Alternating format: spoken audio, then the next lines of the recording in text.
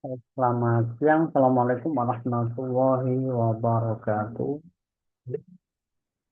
Terima kasih pada pertemuan sebelumnya. Ini mahasiswa sudah saya minta untuk melaporkan ya progres atau hasil identifikasi awal permasalahan-permasalahan siswa di masing-masing sekolah. Nah, pada pertemuan ini saya ingin mempertegas kembali ya terkait dengan laporan yang nanti akan dikerjakan oleh teman-teman di sekolah. Terkait juga dengan apa saja sih yang harus dilakukan pada proses identifikasi. Nah, dari laporan kemarin, saya rasa beberapa hampir semua kelompok ya itu sudah melakukan yang namanya observasi dan wawancara. Jadi nanti yang akan dilaporkan oleh setiap kelompok ya itu terkait dengan yang pertama adalah keluhan ini keluhan awal ya, keluhan awal yang disampaikan oleh guru kelas, oleh guru bimbingan konseling misalnya ya, yang disampaikan kepada eh, kelompok Anda pada saat ke sekolah itu apa. Nah, itu nanti bisa dituliskan di sini. Ini keluhan awal ya, keluhan awal seperti yang mungkin sudah teman-teman laporkan kemarin. Nah, dari keluhan awal ini nanti bisa ditindaklanjuti dengan kegiatan wawancara. Misalnya keluhan awalnya itu katakan misalnya keluhan awalnya keluhan awal guru bimbingan konseling melaporkan siswa di sekolah banyak melakukan perilaku destruktif atau bertentangan dengan aturan sekolah seperti banyak yang membolos misalnya begitu ya, keluar kelas pada saat jam pelajaran, merokok di lingkungan sekitar sekolah, dan lain sebagainya ya. Nah, dari keluhan awal ini nanti bisa ditindaklanjuti dengan melakukan wawancara. Wawancara ini biasanya kita instrumennya akan menggunakan daftar pertanyaan ya. Artinya sebelum Anda ke sekolah, Anda perlu menyiapkan pertanyaan-pertanyaan apa yang nanti akan digunakan untuk mendalami keluhan yang tadi disampaikan. Nah, wawancara bisa ke siapa saja di sini, bisa ke guru BK, ke guru kelas, ke wali kelas, ya. Ini bisa Anda rencanakan di sini. Wawancaranya mau dilakukan berapa kali? Misal kalau ke guru BK 2 kali, berarti Anda tulis 2 sesi. Misal ke guru kelas 1 kali saja, maka Anda tulis di sini. 1 sesi, misalnya berapa menit? Mau 30 menit, misalnya ya. Wali kelas misalnya Anda wawancara 1 sesi juga, 1 kali, misalnya 30 menit. Kemudian rencana pelaksanaannya kapan bisa ditulis di sebelah sini. Misal mau dilaksanakan kemarin dilaksanakan di bulan Maret misalnya, 10 Maret 2025 misalnya ya. Nanti ke guru kelas misalnya tanggal 15 Maret 2025 misalnya. Nah, kemudian ke wali kelasnya kapan? Misalnya dilakukan wawancara tanggal 20 April 2025 misalnya. Nah, kemudian selain wawancara, Anda bisa melakukan yang namanya observasi. Observasi ini bisa dengan menggunakan checklist perilaku ya. Misalnya tadi dikatakan banyak siswa yang keluar kelas pada jam pelajaran. Lalu Anda nanti akan mengobservasi, mendata gitu ya. Berapa banyak siswa yang keluar kelas pada jam pelajaran sedang berlangsung. Ini misal sasarannya siswa kelas berapa, kalau prakteknya hanya di satu kelas, mungkin bisa spesifik ke kelas berapa, begitu ya.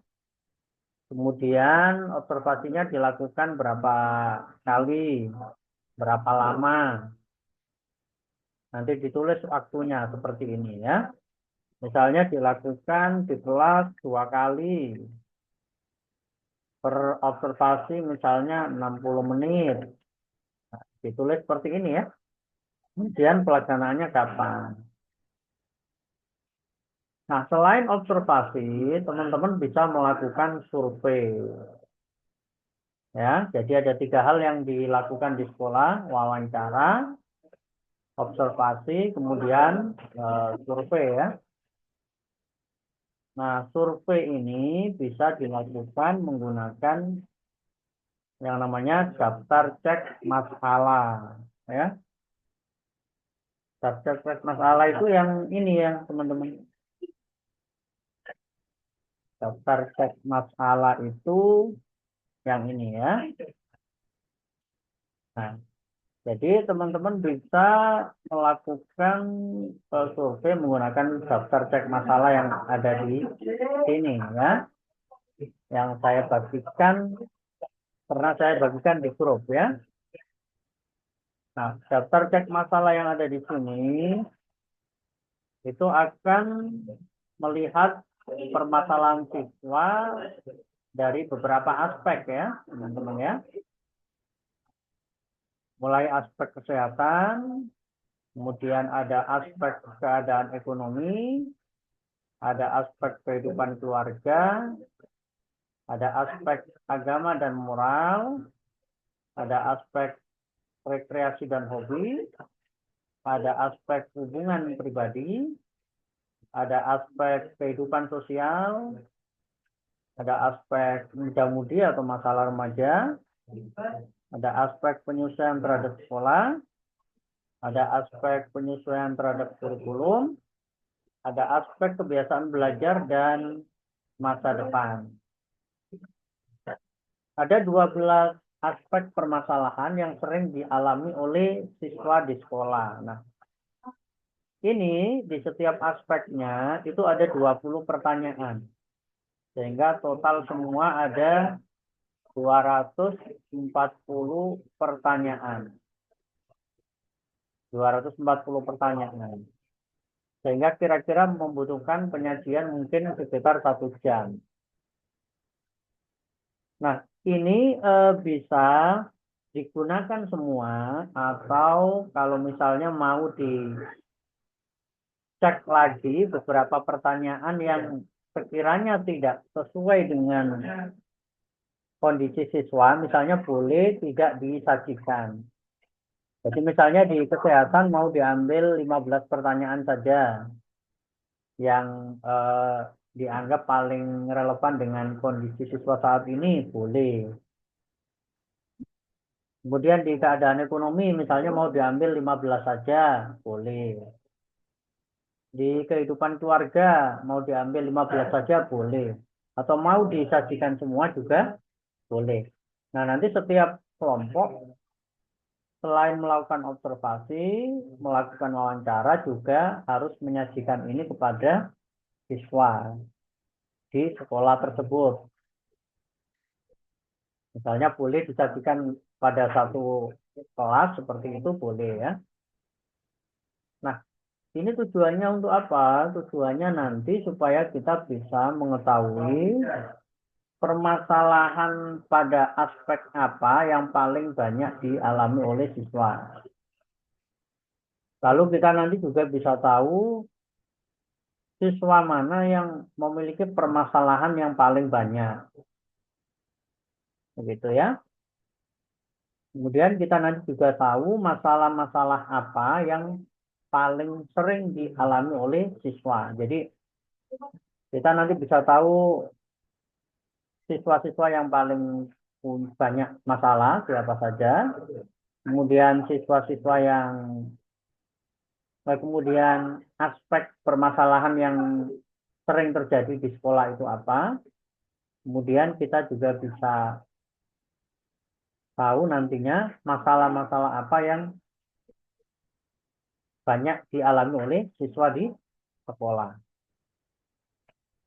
Nah, langkah-langkahnya nanti setelah setiap kelompok menyajikan ini, kemudian ditabulasikan.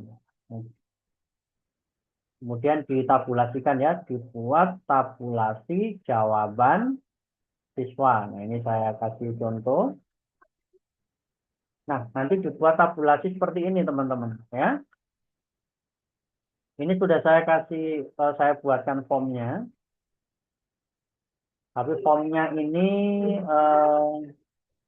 respondennya di sini saya tulis hanya sampai 50. Oh, sorry, 47 responden ya, teman-teman. Hanya sampai 47 responden di sini. Sehingga kalau mau misalnya respondennya lebih banyak, mau menambahkan, bisa diklik seperti ini, kemudian di insert gini ya. Nah, bisa diklik di insert seperti ini, supaya nanti ini sudah ada rumusnya ya teman-teman, supaya rumusnya bisa ikut tercopy. Jadi seperti ini di insert, ditambahkan sejumlah siswa yang ada. Kalau misalnya lebih dari 46, ya ini bisa diinsertkan seperti ini. Nah, seperti ini ya, sesuai jumlah yang diinginkan. Tapi kalau sudah cukup ya tidak perlu ditambahkan, tinggal nanti teman-teman mentabulasi jawaban siswa di sini ya. Jadi ini cara mengerjakannya itu dia akan mencentang ya, atau boleh melingkari. Atau kalau dibuatkan lembar jawaban ya biasanya yang lebih enak, sehingga dia nanti misalnya nomor 1 dia bisa menulis ya atau tidak gitu ya. Kalau dia mengalami sering sakit kepala ketika di SD berarti dia tulis nomor 1 ya. Nomor 2 kalau dia sering mengalami dia tulis ya. Nomor 3 kalau misal tidak dia tulis tidak. Jadi bisa pakai kertas kosong begitu, tidak apa-apa sebagai lembar jawaban, gitu. Atau Anda sudah siapkan lembar jawaban ya, dia nanti tinggal melingkari ya atau tidak, gitu ya. Adapun ini nanti penyajiannya boleh saja, misal disajikan secara klasikal menggunakan proyektor yang ada di sekolah ya. Nah, ini nanti ditabulasi seperti ini contohnya teman-teman. Nah, mentabulasikannya. Misalnya responden 1. Nomor 1 tidak, kalau tidak bisa dikosongi ya. Kalau ya bisa diskor 1. Jadi kalau ya diskor 1 seperti ini. Jadi kalau jawabannya iya diskor 1 ya. Nah ini kalau jawabannya ya diskor 1. Jadi ditabulasi semua sampai ke berapa ini totalnya? 200 lebih ya. 240 ya. Kalau disajikan semua. Kalau enggak Anda sajikan semua ya tidak sampai 240. Tapi kalau nggak mau repot ya nggak mau repot memilah dan memilih disajikan semua saja. Nah ini ditabulasi seperti ini ya. Kalau jawabannya iya di skor 1, kalau tidak, kalau jawabannya tidak dikosongi saja. Nah nanti setelah ditabulasikan semua seperti ini ya, ditabulasikan semua seperti ini, di bagian bawah, pada bagian bawah ini nanti ada jumlah ya atau skor total ya. Skor total pada setiap pertanyaan. Nah, ini ya. Misalnya pertanyaan nomor 1 skornya 8, pertanyaan nomor 2 skor totalnya 3, pertanyaan nomor 3 skor totalnya 8. Nah, nanti dari skor total di setiap pertanyaan ini kita bisa mencari, mengidentifikasi misalnya katakan 10 ya. Misalnya 10 skor yang paling tinggi. Itu bisa kita cari yang 10 skor yang paling tinggi ya. Nah, ini yang ini skor total ya. Kalau urutnya jumlah ini skor total. Ini tidak termasuk ya, tidak termasuk yang dihitung ya. Yang dihitung yang maksudnya yang dilihat yang bagian ini. Dilihat skor 10 skor tertinggi itu yang mana gitu ya. Misalnya ini kita lihat dulu, ini ada 8, 10, 11, 12, ini ada 15 juga, ada 16, ada 12, 13, oh, ini ada yang 24,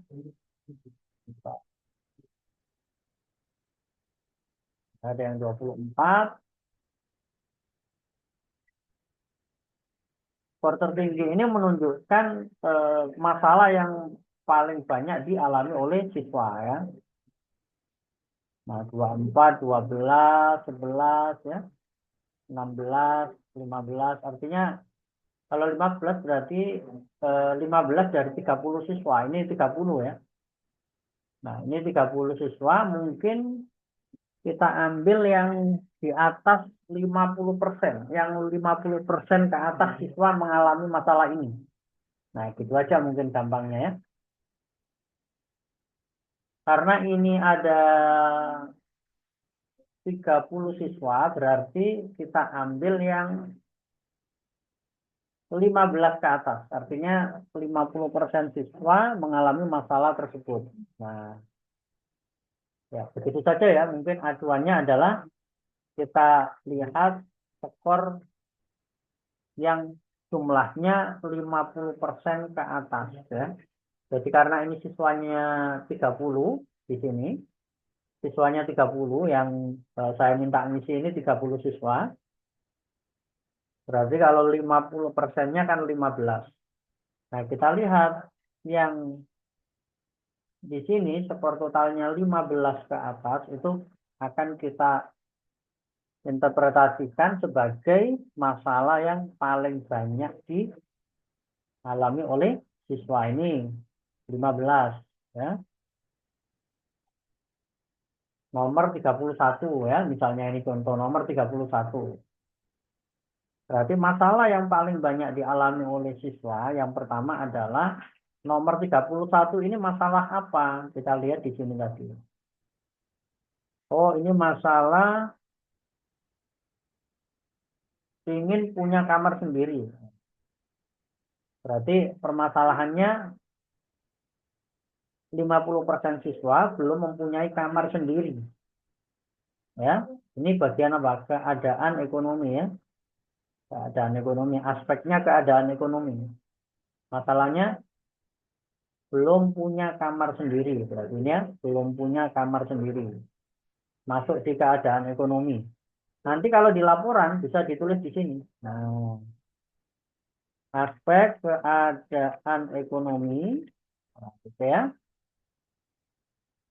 Masalah yang dialami, masalah apa ini? Oh, ini langsung gini aja ya, bukan indikator tapi permasalahan gitu aja ya, biar gampang. Masalahnya tadi apa? belum punya kamar sendiri. Ya. Ini masalah yang banyak dialami oleh siswa. Pertama ya, di aspek keadaan ekonomi 50% belum punya kamar sendiri. Nah, kemudian berikutnya ini 16. 16 nomor 39. Masih di keadaan ekonomi kita lihat 39. Nah, ini mengharapkan memperoleh beasiswa. Berarti 50% siswa mengharapkan ada beasiswa dari pemerintah, gitu ya. 39. Nah, tadi masih masalah ekonomi ya. Kita tulis di sini. Permasalahannya apa? Belum memperoleh beasiswa ya. Belum memperoleh beasiswa dari pemerintah ya. Belum memperoleh beasiswa gitu aja ya. Terserah sumbernya nanti bisa dari berbagai instansi ya. Tadi jumlahnya 15 ya, berarti kalau dipresentasikan 50% gitu ya, dari 30 siswa tadi ya. Kemudian yang ini tadi 16 ya. 16. Berapa persen nanti dihitung ya persentasenya. Gitu. Kemudian kita lihat masalah yang dialami oleh 50% siswa ke atas ya. Kita lihat lagi ini ada masalah tentang nah ini 24. 24 ini nomor 64 ya. 64. 64 di aspek agama dan moral ya. 64. 64 kita lihat. Wah, ingin pindah agama. 64 ya. Nah, ini masalah moral tadi ya. Jadi temuan serius ini kalau beneran. Tapi ini kan datanya data fiktif ya. Jadi masalah 64 ya, 64 agama dan moral. Ingin pindah agama ya. Aspek agama dan moral. Masalahnya ingin pindah agama. Ini yang mengalami 24 siswa. Berapa persen ini? Banyak berarti. Oke, kemudian ada lagi di sini yang di atas 15, di atas 50% ke atas ya. Ini 16 relasi dan hobi nomor 100 ya. Soal nomor 100. Rekreasi dan hobi ya, nomor 100 tentang apa? Waktu belajar habis untuk bermain. Nah, ini berarti aspeknya apa? Rekreasi dan hobi. Nah, gitu ya, nanti. Waktu habis untuk bermain. Ini yang mengalami ini ada berapa tadi? 16 siswa. Nah, seperti ini nanti cara ngisinya. Nah, yang lain ini nanti bisa diisi, disesuaikan dengan nah, hasil yang ada tadi ya. Diisi, disesuaikan dengan data yang ada di sini tadi. Dilihat yang dialami sekali lagi 50% lebih siswa. Karena contoh ini diisi dalam contoh ini yang saya minta ngisi 30 siswa, maka dicari permasalahan yang setidaknya dialami oleh 15 siswa. Nah, setelah kita tahu permasalahan apa yang paling banyak dialami, berikutnya kita lihat di scroll ke kanan. Di kanan nanti di sini ada rekap ya. Ada rekap. Di sini nanti kita bisa tahu skor total. Skor total ini kita bisa tahu siswa mana yang permasalahannya paling banyak. Ini skor totalnya, ya. Jadi dari skor total ini nanti kita bisa lihat, katakan misalnya 10 siswa atau 10 siswa yang masalahnya paling banyak. Nah, kita lihat dari 30 siswa ini, siapa yang memiliki permasalahan paling banyak. Bisa dilihat dari skor totalnya ini.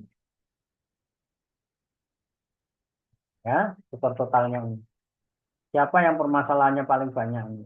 Misalnya ini 57, ini kan lebih banyak ya, 56, 55. Nanti diurut ya. Diurut dari yang paling tinggi sampai yang paling rendah. Ini diurut dari yang paling tinggi sampai yang paling rendah. Itu nanti bisa kita laporkan di sini. Nah, siswa yang punya permasalahan paling banyak. Misalnya siswa nomor 1 siapa yang permasalahannya paling banyak, ya. Kemudian nomor 2 siapa, nomor 3 siapa, dan seterusnya, ya. Siswa yang masalahnya nomor paling banyak nomor 4, nomor 5, nomor 6, nomor 7 sampai nomor 10. Siapa siswa-siswa yang permasalahannya paling banyak? Itu bisa dilihat dari ini tadi ya, apa namanya? Skor totalnya ini. Skor totalnya ini ya. Nah, kemudian nanti bisa ditaruh di sini. Misalnya ini yang punya permasalahan paling banyak pertama, oh, mungkin ini bisa dibuat tabel saja ya ini teman-teman ya. Misalnya nomor 1 siapa, permasalahannya apa. Nah, ini misalnya nomor 1 namanya siapa, permasalahannya apa.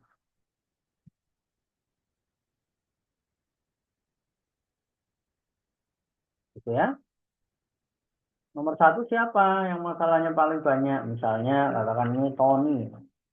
Tony masalahnya paling banyak. Terus permasalahan si Tony ini apa? Nah, ini bisa kita lihat dari dari jawabannya tadi, ya. Misalnya ini paling tinggi 59 ya kalau tidak salah. Misalnya nomor 59 ini adalah Tony ya.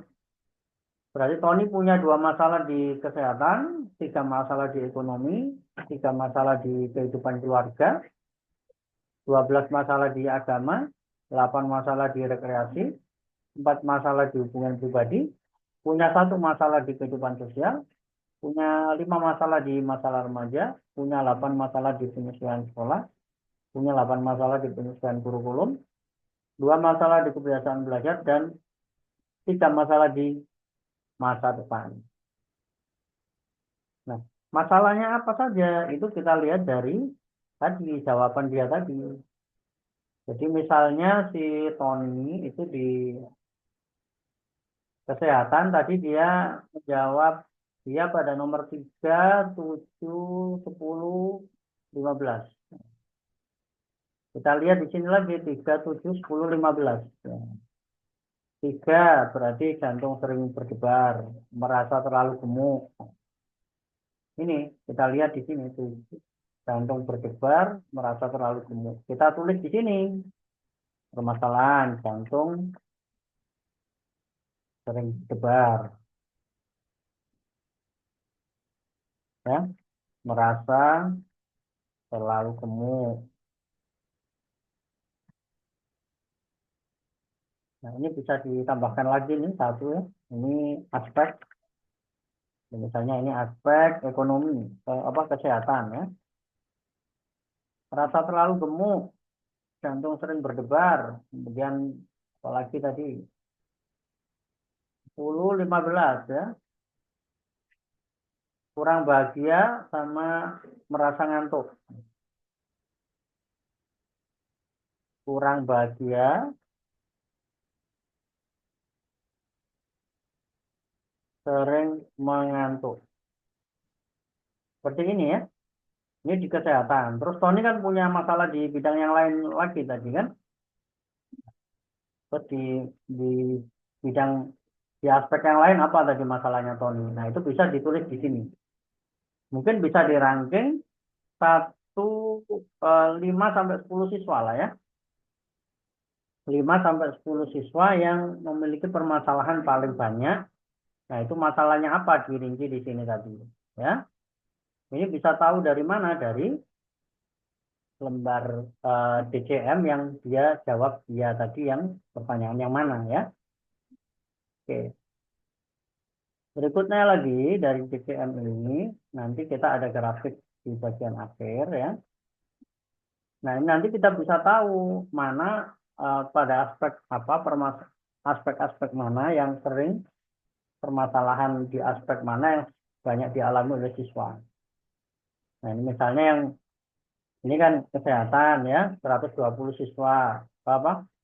120 per totalnya ya. Kemudian apalagi nih? Hmm, agama dan moral ya. Kemudian kehidupan sosial. Nah, ini nanti bisa di ranking ya, di ranking. Kalau kurang jelas bisa ditarik ke sini biar lebih jelas ya.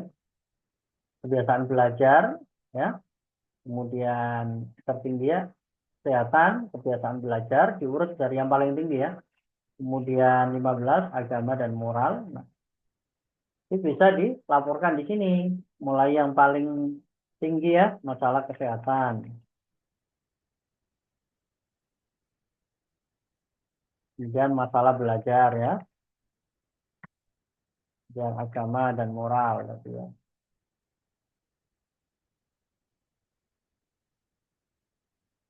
Nomor 4-nya apa?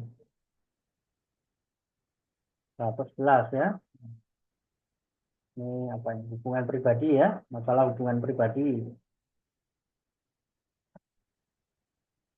Sampai yang paling akhir. Jadi dengan DCM nanti teman-teman bisa pertama menjelaskan begitu ya permasalahan apa yang di sini paling banyak dialami oleh siswa ya.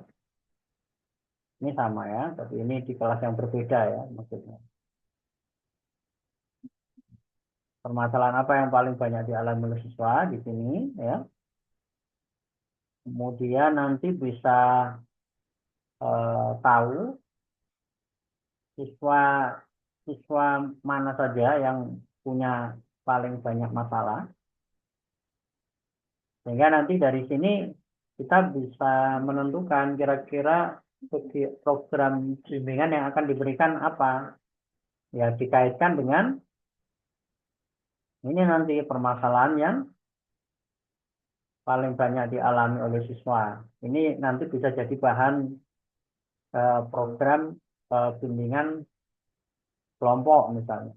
Kemudian siswa-siswa yang paling banyak punya masalah ini, yang punya banyak masalah ini nanti bisa diberikan konseling individu.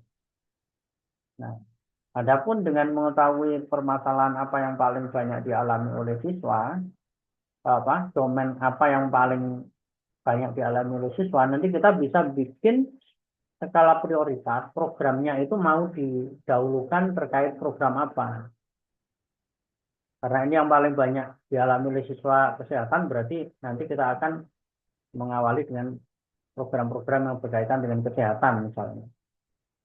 Kemudian prioritas kedua adalah program-program yang berkaitan dengan permasalahan belajar dan seterusnya. Nah, itu ya. Baru nanti dari hasil identifikasi itu kita akan bikin rencana bimbingan. Nah, nanti kalau hasil wawancara ya dijelaskan di sini hasil wawancara dengan guru hasilnya apa, wawancara dengan BK hasilnya apa, wawancara dengan siswa hasilnya apa, terus observasi hasilnya apa dijelaskan secara naratif di sini. Adapun yang DCM itu cara pelaporannya seperti tadi yang saya jelaskan. Nah, setiap kelompok harus sudah membuat laporan hasil wawancara, observasi, dan DCM ini, ya, harus sudah bisa membuat laporan ini dan mulai dipresentasikan pada pertemuan minggu depan, gitu, dan minggu depannya lagi, ya, sebagai nilai untuk UTS, ya. Jadi nilai UTS-nya nanti setiap kelompok harus sudah melakukan survei tadi dengan DCM, kemudian membuat laporan DCM-nya seperti apa, dan dipresentasikan, ya, mulai pertemuan minggu depan. Nah, itu kira-kira nanti yang terkait dengan bagaimana penggunaan DCM, ya, teman-teman, ya. Oke, bagi kelompok yang belum melakukan wawancara observasi, segera melakukan wawancara observasi dan kemudian dilanjutkan dengan survei menggunakan DCM, kemudian dilakukan analisis, ya. Nanti kalau ada hal yang kurang jelas bisa ditanyakan. Terima kasih. Assalamualaikum warahmatullahi wabarakatuh.